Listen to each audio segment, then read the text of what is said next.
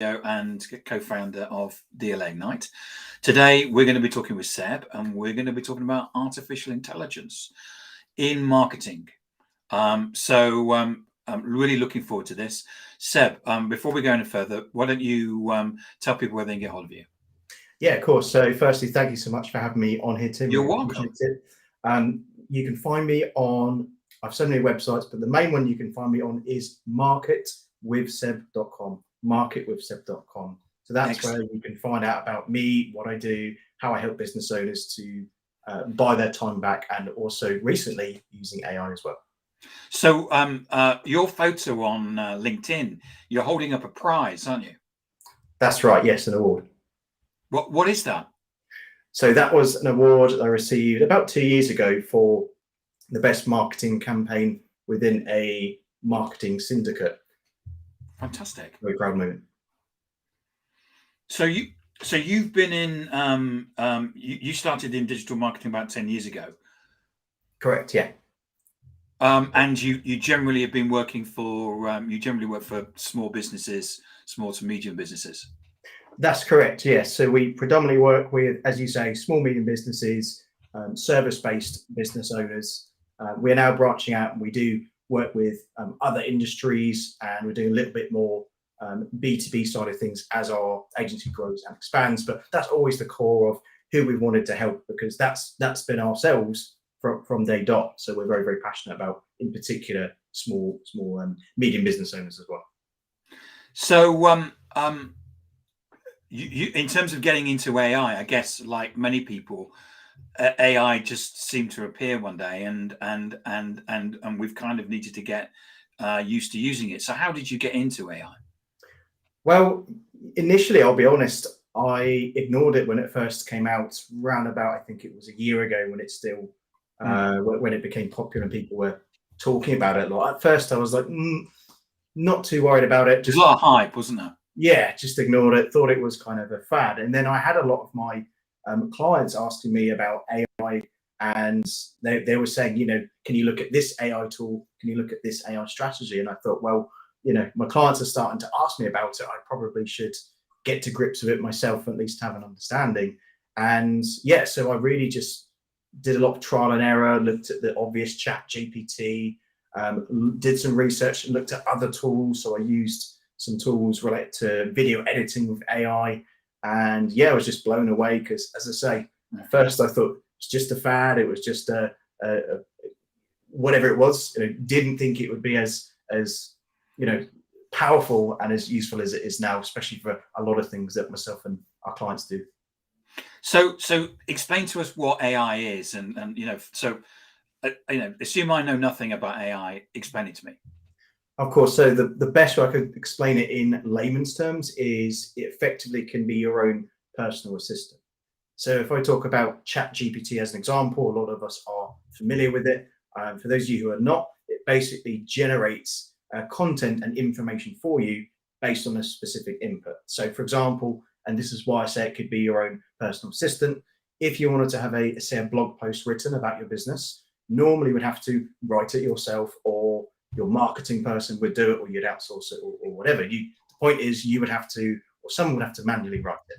Whereas now you could put that same task that you used to put to an assistant or to a freelancer, you can instead put that into ChatGPT and say, please write me a blog post with 10 steps about why digital marketing is so powerful, or whatever your topic or business is, and it will instantly generate that for you. So it's just absolutely revolutionized the way that we, that especially me and my clients, are working and have been working. It's just done a total 180 on its head. It's just, those are just a few little examples. I had someone come to me the other day. I approached an academic to come on this podcast, and the academic is an expert on NPS, Net Promoter Score. So his marketing person said, well, what do you want to talk about NPS? So I know nothing about it. That's the point of bringing the person on. So I basically went to ChatGPT and put in a prompt and said, I need to interview an academic about NPS, and I need 10 questions, which will cover me a 20-minute interview. And it came up with 10 questions, and I've sent them off to them. and the questions are just amazing. Yeah. I know that there's lots of, whenever you're using AI, people say that you should check the work, because there has been instances where it lies, or what's been called hallucinations, but it's just amazing.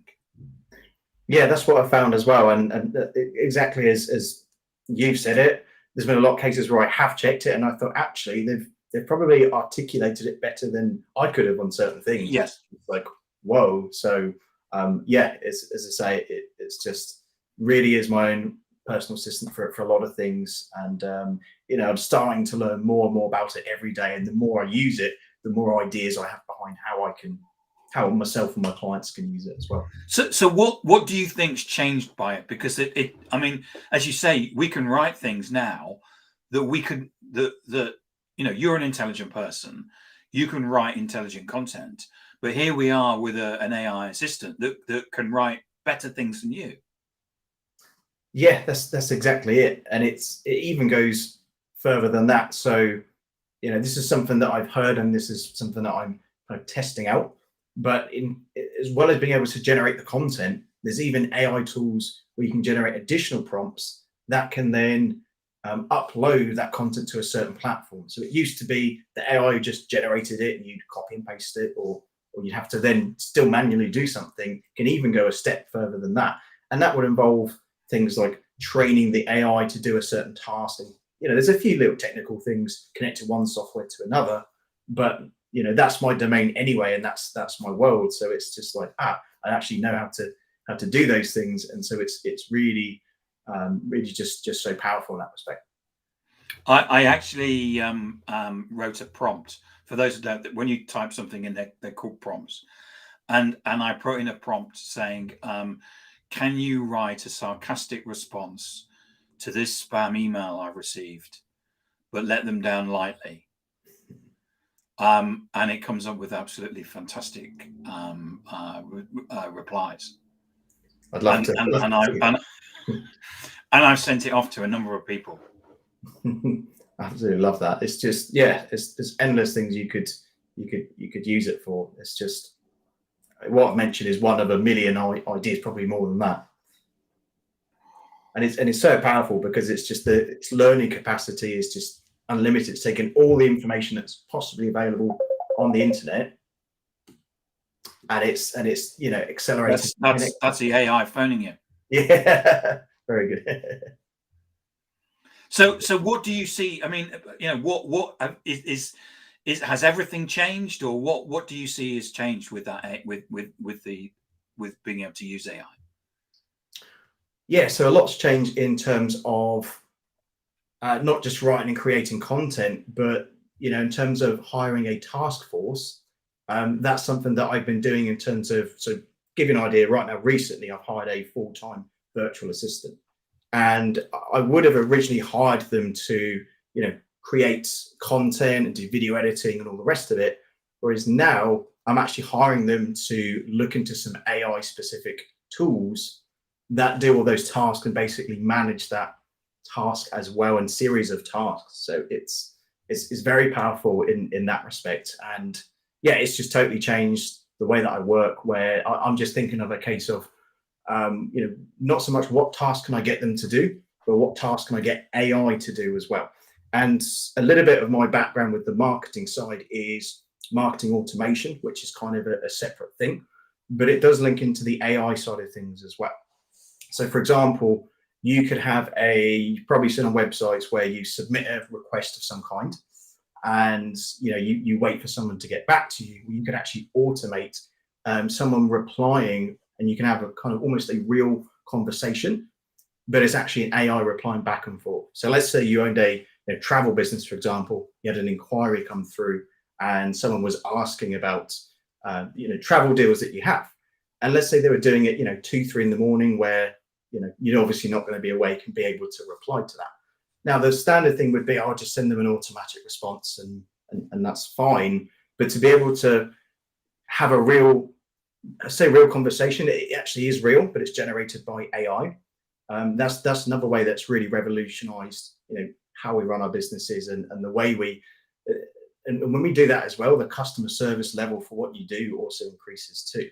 You're immediately able to not just get back to someone, but get them what they need as well, which is so powerful. So one of the things that we talked about in the preparation call was that, and you said that in effect, you could start a whole new business using AI, because you could create landing pages, sales pages, content, images, logos, etc., and you could spin that up far quicker than what you could have done a year ago. Yeah, that's it. Absolutely. Immediately, as I say, one example is, using AI. Obviously, I talk about how we generate content a lot. That content I'm referring to is predominantly text. That's one example, but you can use AI to generate you some logos. So there is a tool specifically called Canva, where Canva's pretty much a photo or image. Canva's an amazing especially a free resource. Yeah, it is, and absolutely I love it. I do use it quite regularly. But a lot of these tools, like Canva, and there's other examples as well, they've even got AI tools built into the software itself. So you don't even, in a lot of cases, have to use Canva and then use another tool and all the rest of it. You can just go into Canva, and they've got plugins, things you can add in, where you can generate a logo, you can generate content for your business, generate social media posts all around that new business idea you have as well. And the other thing you can use ChatGPT for, as an example, is different marketing ideas and different strategies. So let's say you wanted to create a marketing campaign of some description, and you're having a bit of a stumbling block. Me as a marketer, even I have these stumbling blocks. I can use ChatGPT to generate 20 creative marketing campaign ideas, where those are ideas that really stand out and are very different to what everyone else is doing as well. My industry is very kind of, can be a bit hypey. People are giving away, watch this webinar, make £1 million overnight kind of thing. So it will give you ideas of different kind of marketing tools and strategies you can use to kind of avoid that kind of hypiness. And in terms of going back to the prompts as well, you can actually give, and I mentioned about how you can train these software, so you can actually give it information, give it feedback, and tweak it so that it really generates content to your liking. Because sometimes it'd be a bit generic, but as you train and develop it, then it can become a lot more refined for what you're looking to do. Yeah, we've used it to develop keywords. We launched another podcast called SalesTV.live. And what we needed there was a structure of in effect, episode titles. And we got it to basically create that and create a matrix of them. It's just amazing what it created. Yeah, it's absolutely phenomenal. I mean, I've kind of mostly just used it for marketing purposes, but switching gears quite significantly here. I have a 3-month, soon to be 4-month daughter. And if I was stuck for ideas, because we're coming around to Christmas now, if I was stuck for ideas for that, obviously I'm not. I'm going to go and do that now with my channel. That's it. I mean, I like to think I'm not quite that lazy, obviously. But in all seriousness, it can help you in your personal life as well as in business as well. And one thing I would advise people to do is spend an afternoon or a morning or some time, get up early or stay up late if you need to, and just sit, brainstorm ways you can start using this software. And I recommend really getting to grips with it and just trying it out, doing your research on it, of course. And the reason why I recommend doing that is because we typically, especially as business owners, we do things a certain way, and that certain way can help, and it can get us to a certain point, and that's fine. But doing things a slightly different way, even if it's a little bit of a 1-degree turn and you're just doing one little thing differently, it can just make a world of difference. And it's especially relevant to the AI and of course what we've been talking about as well. So that's definitely my go-to bit of information for everyone who's listening and is a little bit skeptical of the AI stuff, because remember, I said I was skeptical myself, and I was a non-believer at first. So take it from me that it's not too late to get in and you don't have to be an expert at it. You really can just it's a bit like the way I liken it now. I'm 1,000 years old, So I remember when spreadsheets and word processors and things like PowerPoint were invented, and that changed completely the way that we did business. Because it was just so easy for you to be presented with a spreadsheet, and someone would say, "Send me a spreadsheet." And but the thing is that kids have now learned that from school, and now they're part of. There was a time I remember when people would put on their CV, "I've got Excel skills or PowerPoint skills." Now you wouldn't put that on there because everyone would assume that you've got it.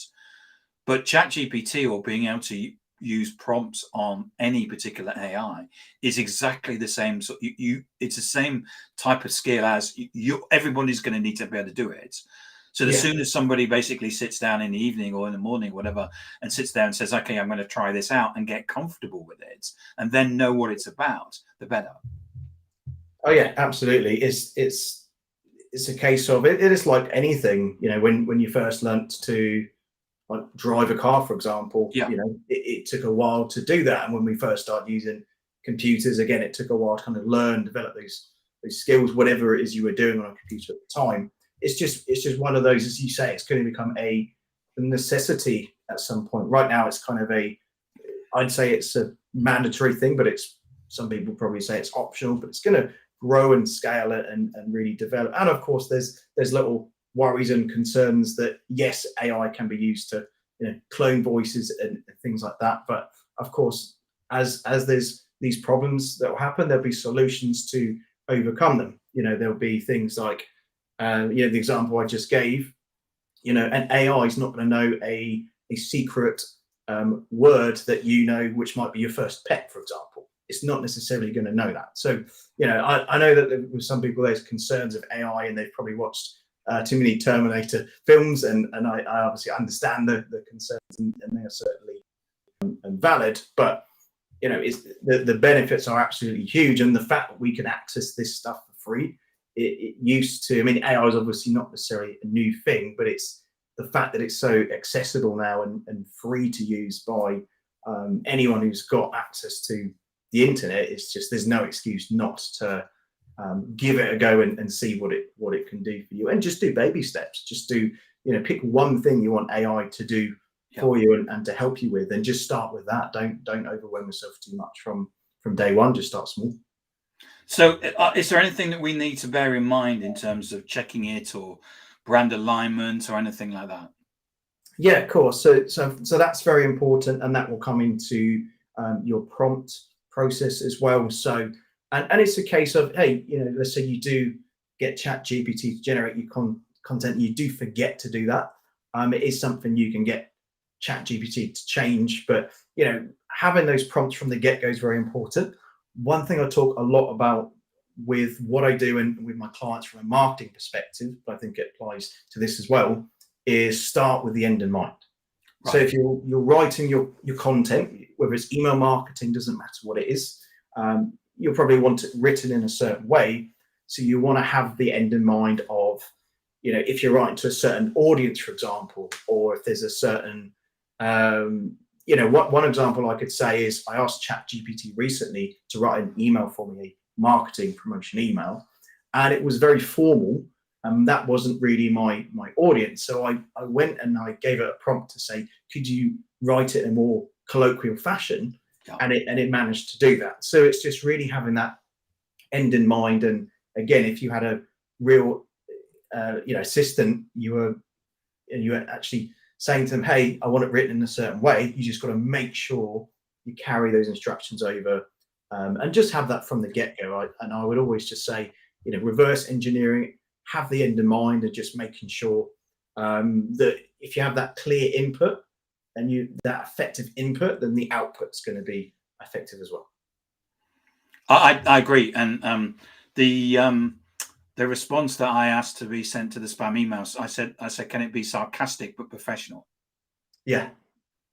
And it came back and it was sarcastic but professional. 100%. Yeah, but if you missed those bits out, then it would have just yes. But that was part.